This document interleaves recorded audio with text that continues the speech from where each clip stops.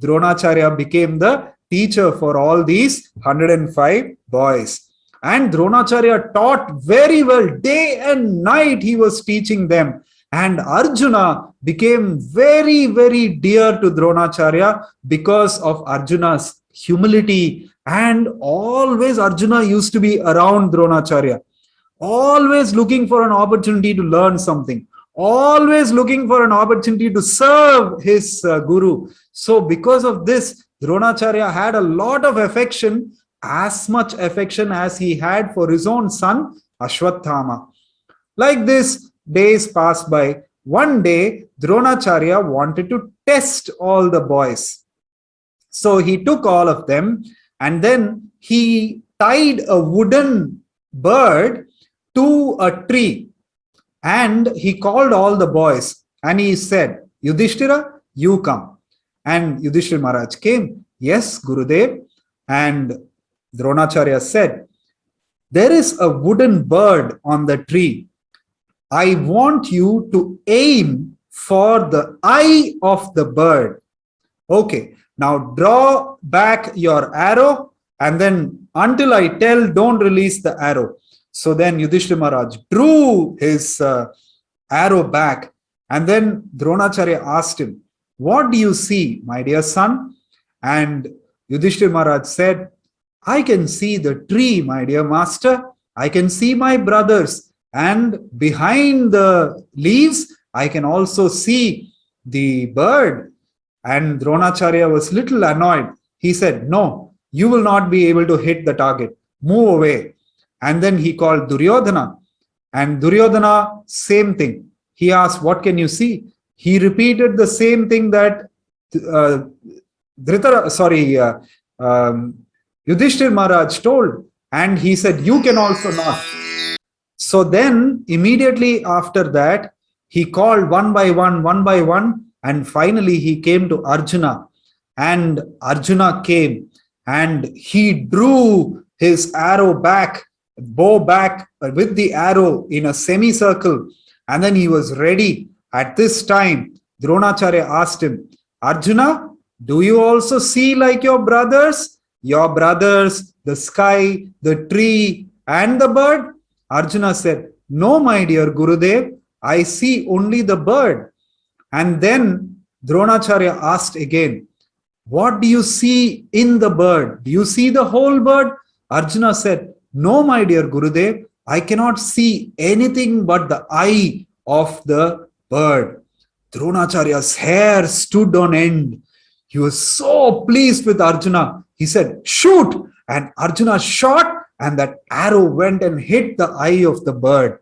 So like this, Dronacharya, every occasion, he saw how powerful and how skilled Arjuna was. Because of this, Dronacharya was very, very fond of Arjuna.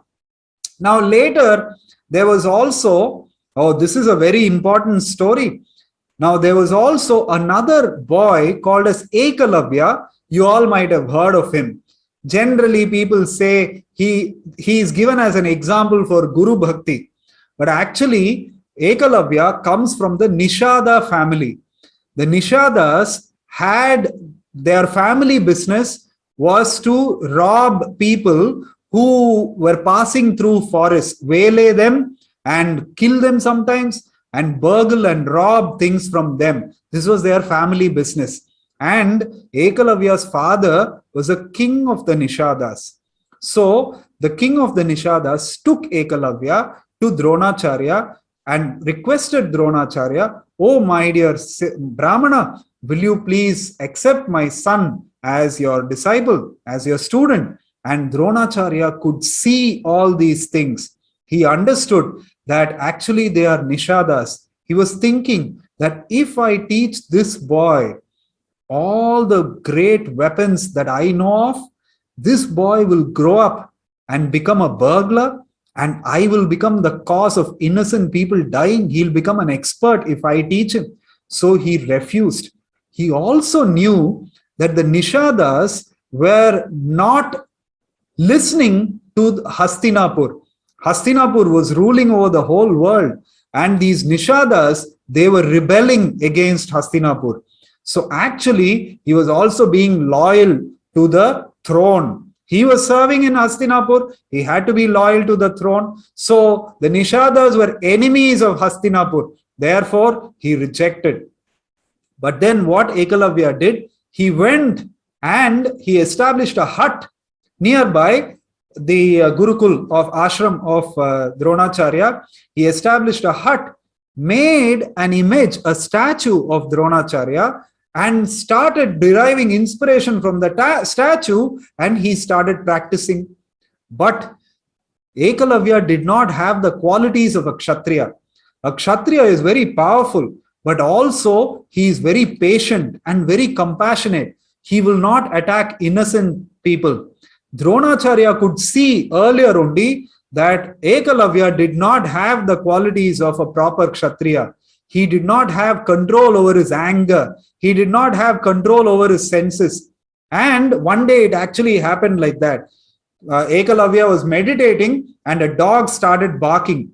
He shot arrows into the mouth of the poor dog so that the dog will shut up, and the dog in pain, it ran away from there. So innocent creatures also, he was hurting them. So like this, Ekalavya was not fit to become the student of Dronacharya. But today, anyway, so many people consider him as a great hero, but actually he was not. And not only that, he disobeyed the order of his teacher. His teacher told him, for whatever reason, you're not fit to be my student. But he thought that he will do one thing better than the teacher. He made a statue of Dronacharya and started learning from him, which was not right. So he disobeyed the instruction, the first instruction that his teacher gave, he disobeyed that. So Dronacharya, one time he went to Ekalavya and he said, you have learned from me. You have to offer Guru Dakshina. And then Ekalavya asked, okay, I will, whatever Gurudev, I will offer Guru Dakshina. And then immediately Dronacharya said, I want as my Guru Dakshina the thumb of your right hand. Because Dronacharya wanted to clip his wings. He did not want his teachings to be put to bad use. Okay, so therefore he took the thumb of Ekalavya, and Ekalavya could never be an expert after that. He was good, he was a good warrior, but not to the extent of Arjuna or anyone else. So this is actually the story of Ekalavya. So Dronacharya was not being partial. Dronacharya knew what he was doing because he was already a great personality. And like this, Yudhishthira became famous for fighting with a spear.